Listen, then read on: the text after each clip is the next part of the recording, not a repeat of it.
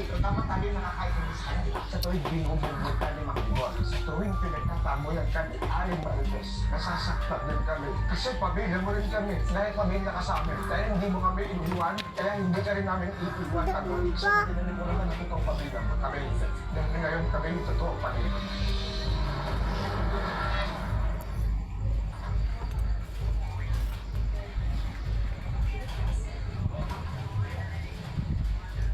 Nandun?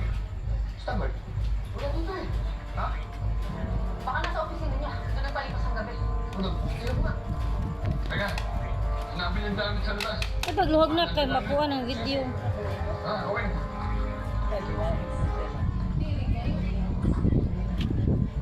Kada limpyo ni mo rin mag-video pa kasi mong mga pagkuha og ingron. Ha?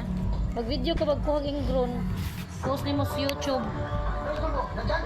Wala eh. Uli dito ka. Tumula ka. Wala sa ha? Tingnan natin sa paligid. Wala talaga eh. Pero wala yung isang kotse eh. Hindi kasi yung gano'n naman yung tatay niya. Nakuha sa akin sa Dimas eh. Tara. Nga naman nga ni tigkokot eh. Malaw man maayo ang kuwan te. Agay, kanang buling. Basta ko lang hindi namin napansin. Ako palagay ko. Sa bahay nila yan. Hindi na ako inaalala ko eh. Kapag si Tangkol nakaway, sigurado magpapag-abot sila ni Mang Ritor. Nako, yun ang sinasabi ko.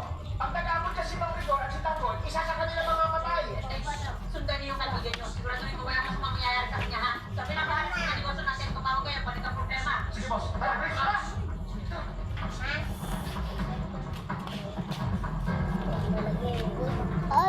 Gila, ini kau na ka dito. Kau na dito, itlog sunan dito.